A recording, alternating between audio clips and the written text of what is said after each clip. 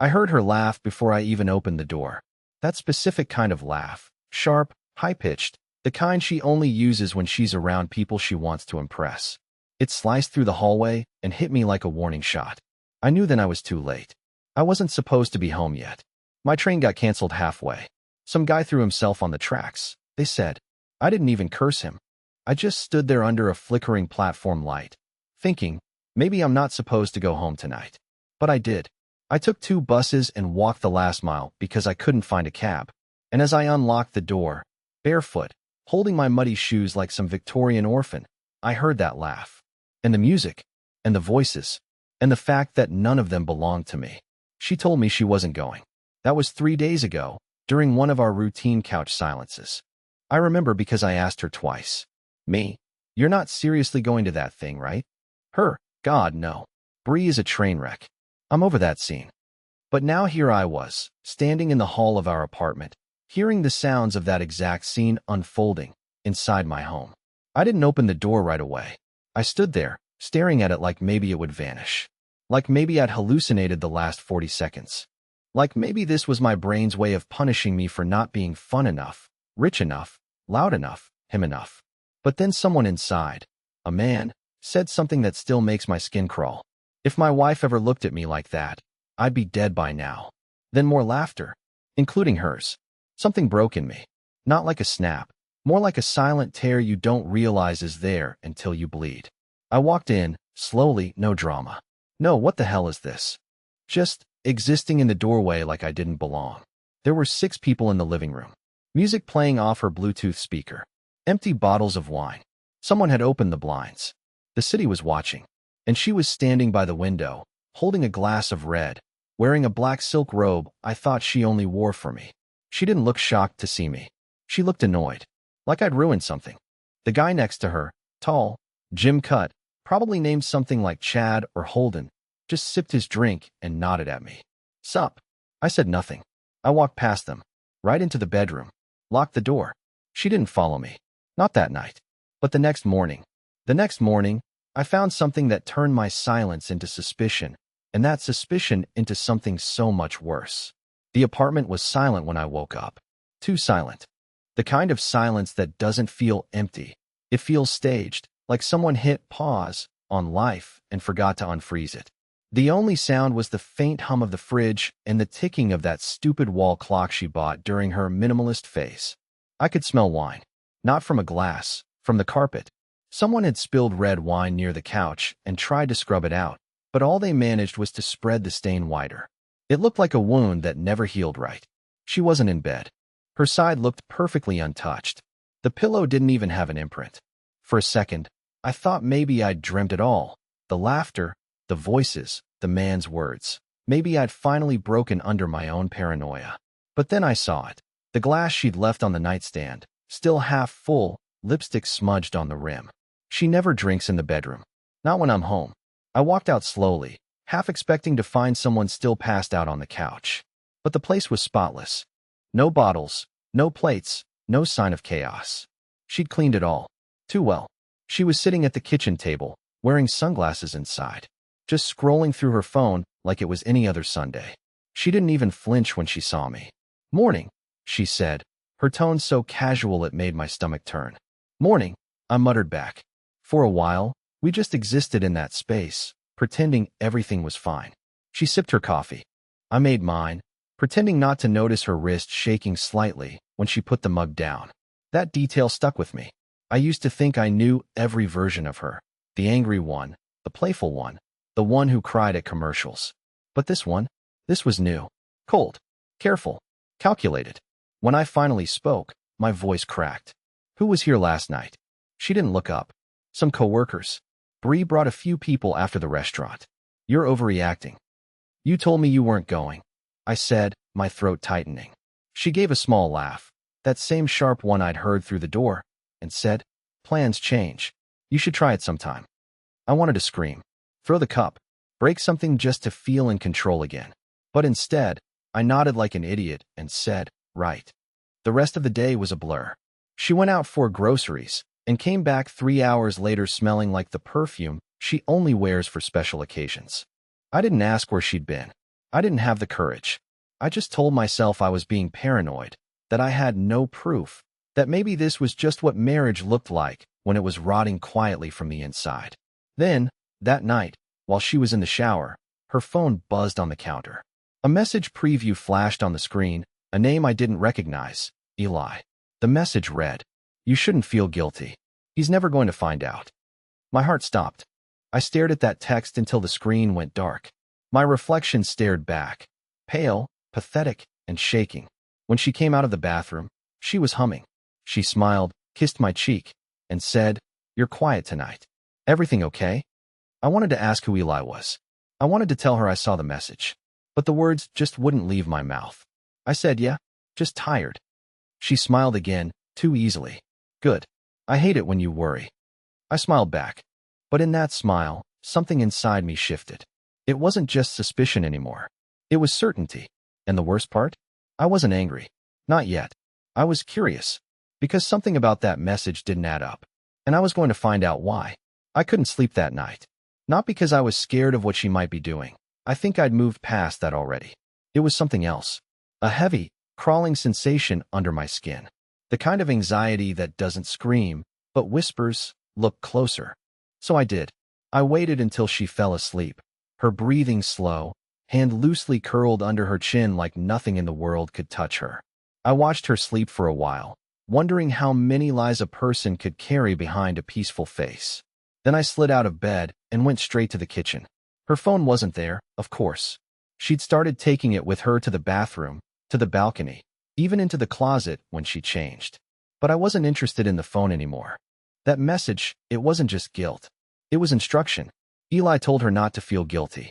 That meant he knew she might, which meant he was close. And that name, Eli, didn't belong anywhere in her world. I would have remembered it. I know all her friends, even the ones I wish I didn't. She doesn't have any coworkers named Eli, no cousins, no family friends, no old exes.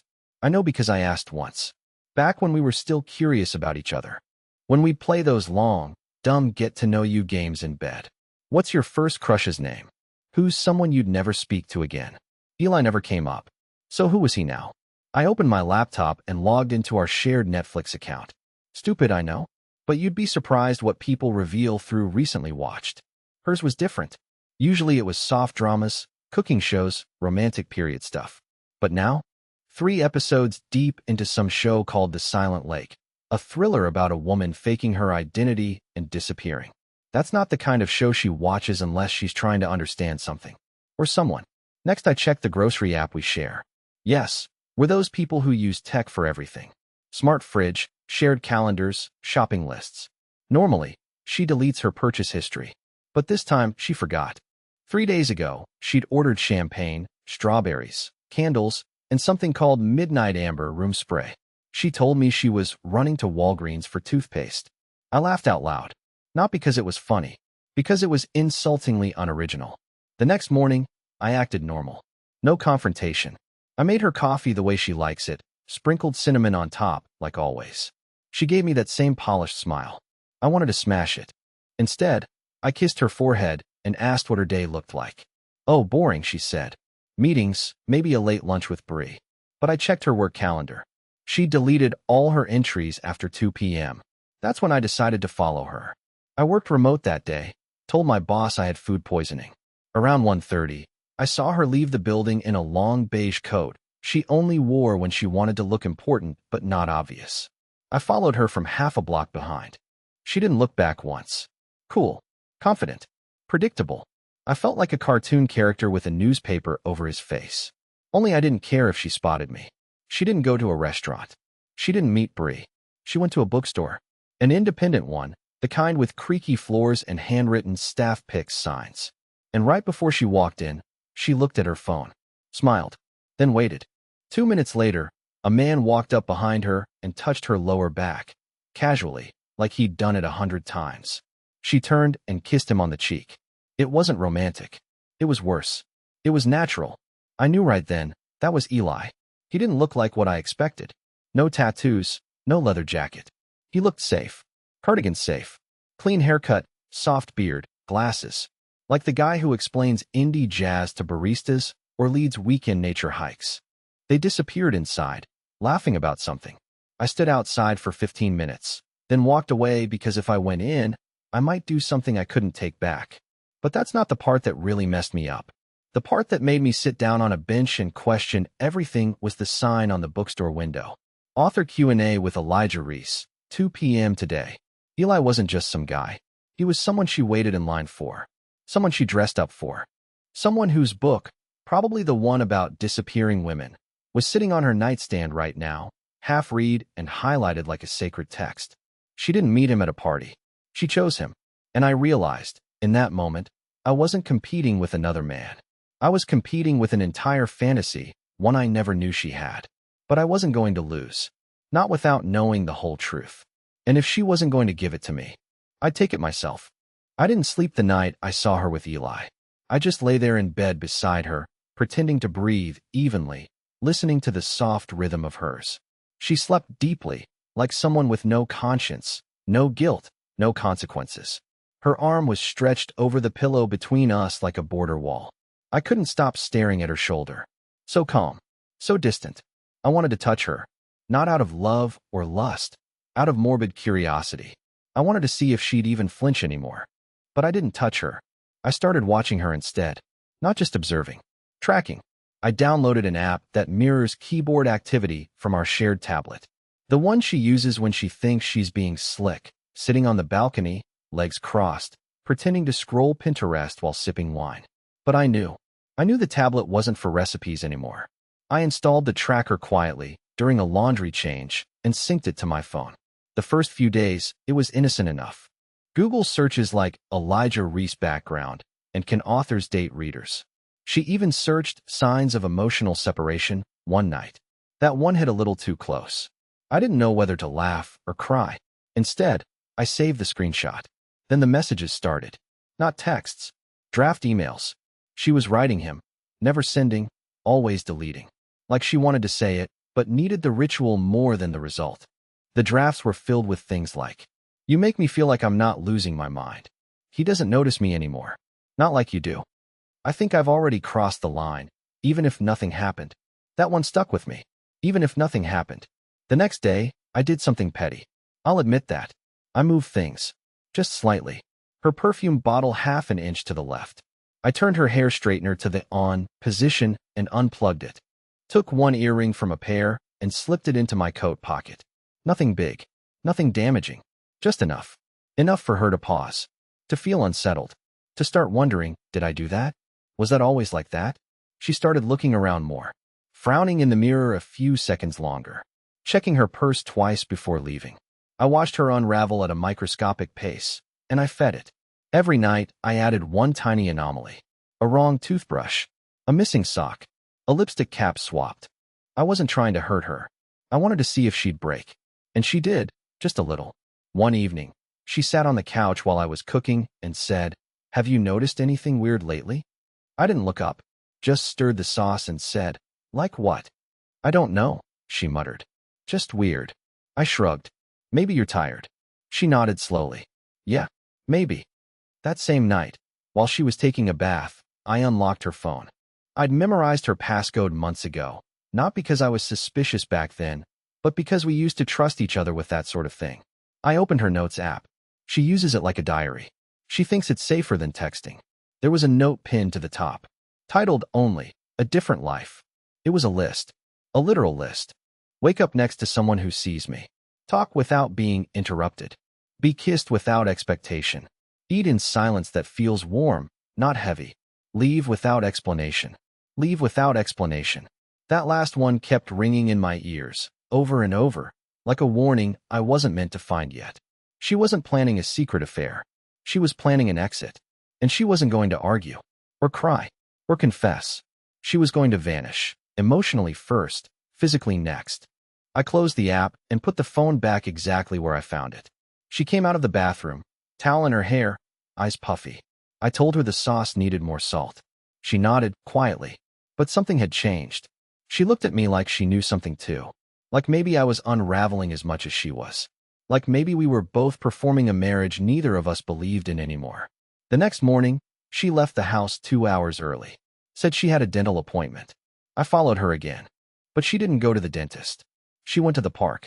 And there, sitting on a bench in the fog, reading his book, was Eli. Only this time, she wasn't meeting him. She watched him from a distance. Like she was afraid of getting close. Or afraid of being seen. I watched her watch him. And I realized something terrifying. She hadn't done anything yet. She was still deciding. And that made her dangerous. The morning after the park incident, something inside me clicked. Watching her sit on that bench and not approach him confirmed it. She was testing herself. Maybe testing him too. Whatever was going on between them hadn't turned physical. Not yet. But it would. Eventually. The way she looked at him. Distant but full of heat. She was already halfway gone. Still tethered to our life by convenience. Maybe by guilt. But emotionally, I was just a shadow trailing behind her choices. And I decided I wouldn't wait around for her to decide whether I deserved honesty. I would force it out of her. Not by yelling, not by confrontation. That never works. It gives them something to push against, makes them the victim. No, I wanted her to feel safe, to believe the trap wasn't a trap. I wanted to see what she'd do when she thought I'd stopped caring. So I made her breakfast. Eggs the way she liked them, barely cooked, yolks soft, toast just shy of golden. I added strawberries. She raised an eyebrow as she sat down. What's the occasion? I smiled. No occasion. You've been stressed. I figured I'd take care of you today. She blinked. Slowly. Suspicious, but not ready to challenge it. That's sweet. You going in late again? I asked casual. Yeah. I rescheduled some things. No mention of the park. No mention of the man whose book still sat on her nightstand. Bookmark now a few pages deeper. I nodded. Well, I'll be working late. There's frozen lasagna if you're hungry later. She tilted her head. You're working late? Yeah. Might even stay at a hotel. There's a client dinner downtown, and I don't feel like driving back. I watched her eyes shift.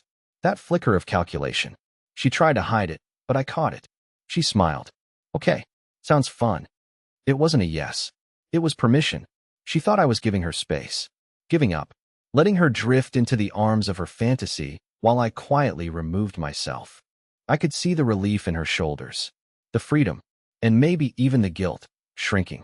I left the apartment at 4 p.m. sharp. Wore cologne I hadn't touched in months. Told her not to wait up. She nodded, kissed my cheek, and thanked me for breakfast like everything was fine.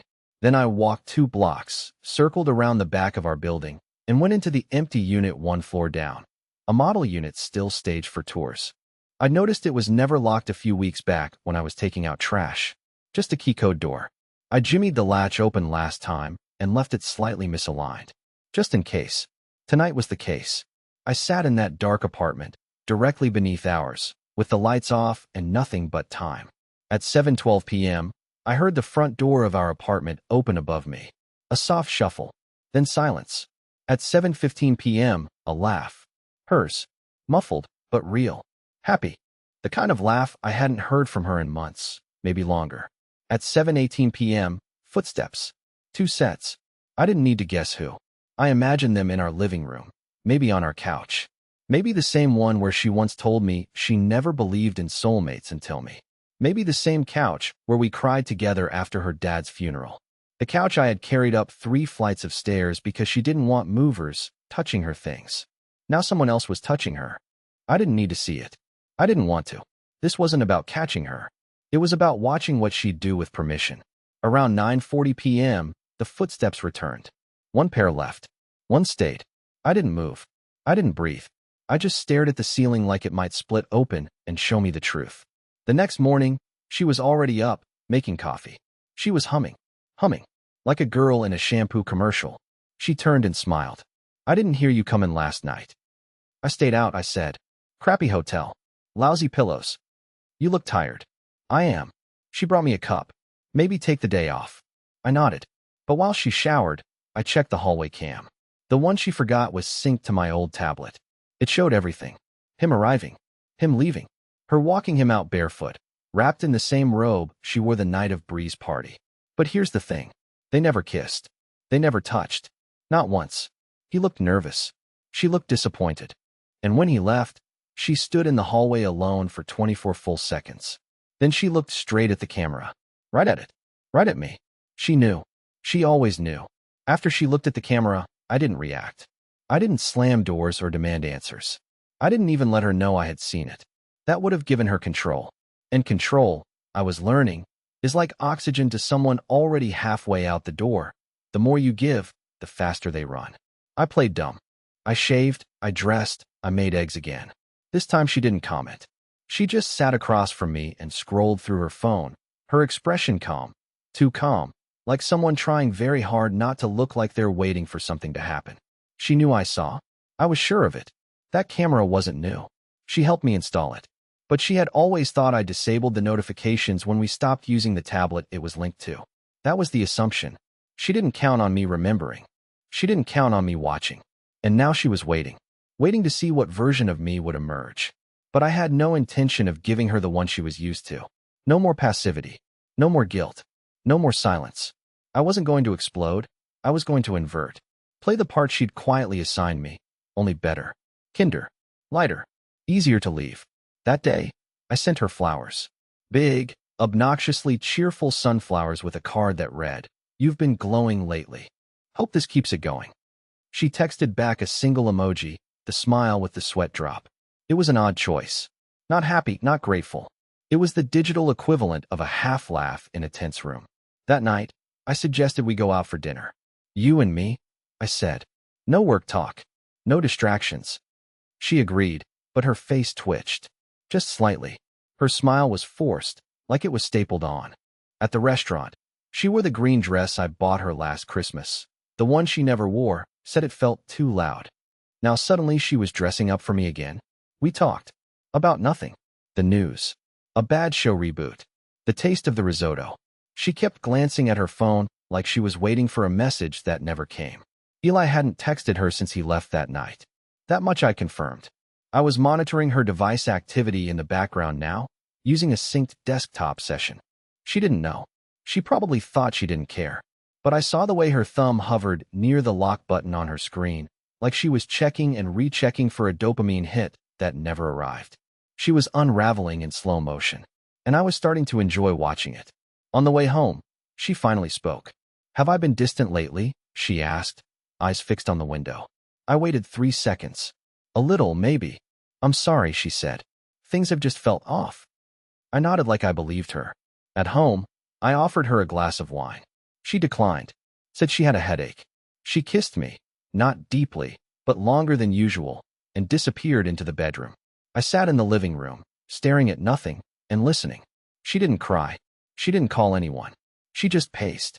I imagined her on the other side of the wall, counting steps, planning something, anything. Later that night, I heard her unlock her phone. I saw the mirrored text entry. "I think he knows. I'm not sure how, but I felt it. I think he's pretending now." No name. No contact selected. Just a draft. She stared at it for 6 minutes before deleting the whole thing and powering off the phone. The next morning, she cooked breakfast. She never cooks. Not because she can't, but because she doesn't see the point. This time she made waffles. My favorite. She was trying to balance the scales. "Maybe we should go somewhere," she said, without looking at me. "Just the two of us. A weekend trip. Change of scenery." "Yeah," I said. "You pick. I'll look at places today." I smiled. That'd be nice. And just like that, we were role-playing as a happy couple again.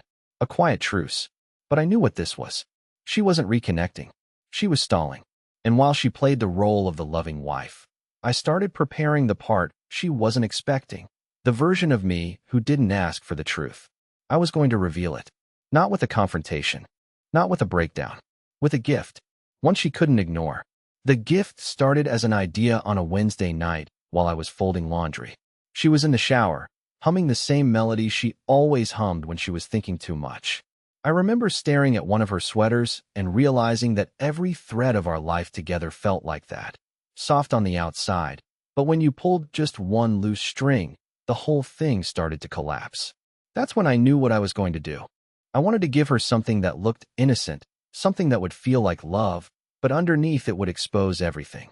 No shouting, no accusations, no begging for honesty. I wanted her to hand me the truth herself. I went online and ordered 2 identical lockets. The kind that open with a hidden latch and hold a single photo. One I filled with a small picture of us from our first trip to the coast, the one she still said was her favorite memory. The other I left empty. Inside that second locket, behind the removable frame, I slipped a tiny digital voice recorder. It was thin enough to sit flat, undetectable unless you knew where to look. The recorder would activate with sound, no wires, no blinking light, just silence until someone spoke near it. When they arrived 2 days later, I wrapped both boxes the same way. Red paper, gold ribbon. One was for her birthday. The other was for Eli. Or at least, for whatever version of him she still carried around in her head. At dinner that night, I slid the first box across the table. Early birthday gift, I said. Couldn't wait. She smiled in that way that used to make me forgive everything. She opened it carefully, fingertips tracing the edge of the ribbon like she was unwrapping a secret. When she saw the locket, her face softened. "It's beautiful," she whispered. "Open it," I said. Inside was the picture of us, windburned, laughing, half asleep from the drive. She stared at it for a long moment, then closed the clasp and put the chain around her neck.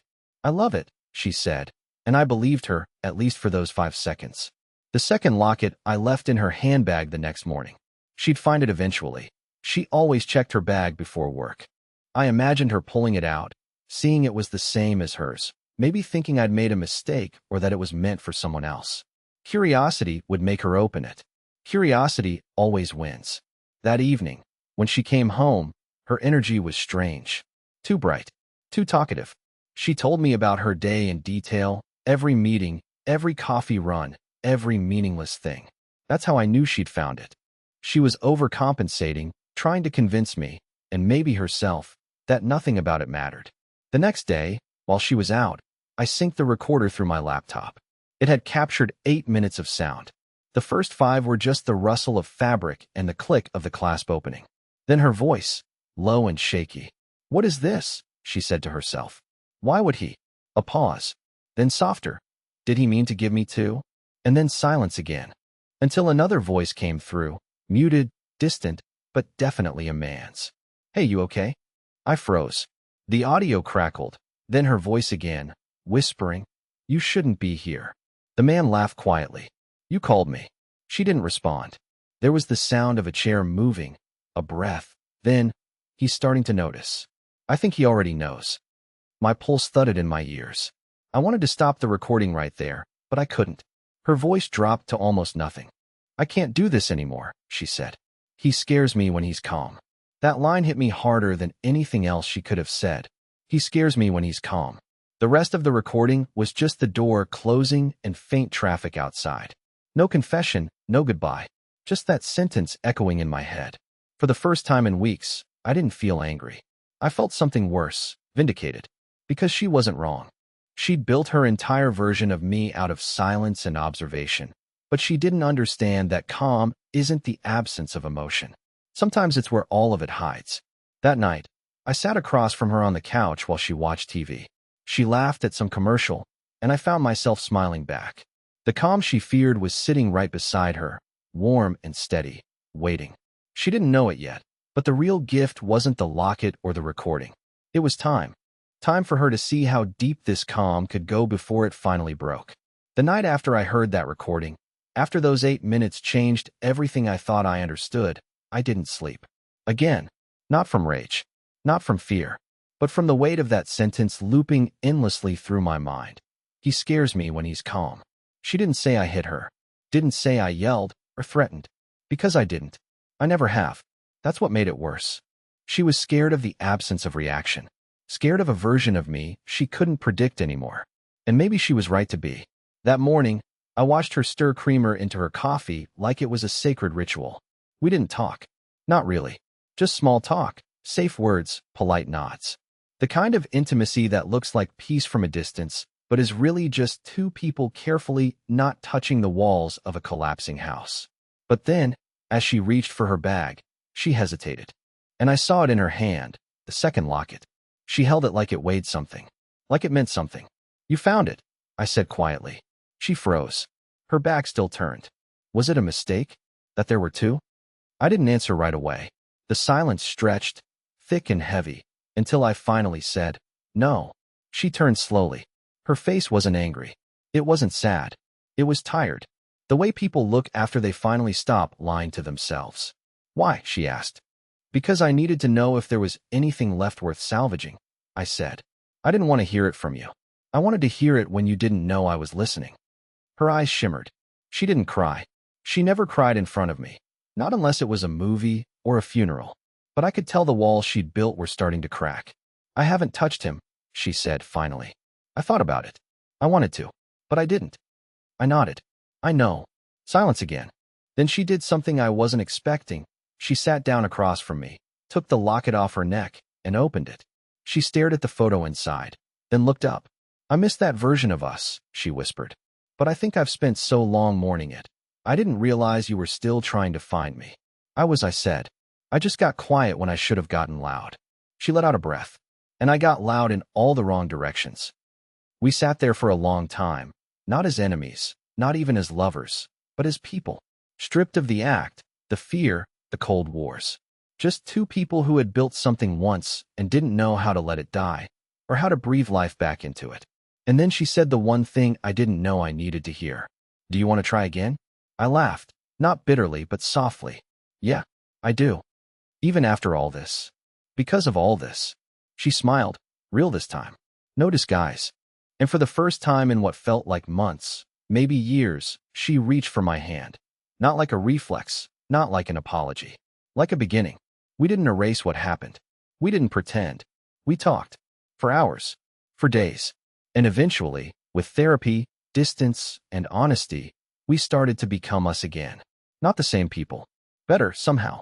Sharper around the edges, but softer in the center. The locket stayed with us. Hers still held our old photo. Mine, the one she never knew about, now holds a new one. The two of us on that same coastal road, 5 years later. Wind in our hair. Laugh lines on our faces. Still imperfect, still healing, but together. We don't keep secrets anymore. And when she hums in the shower now, I smile. Because I know she's not thinking of leaving. She's thinking of staying.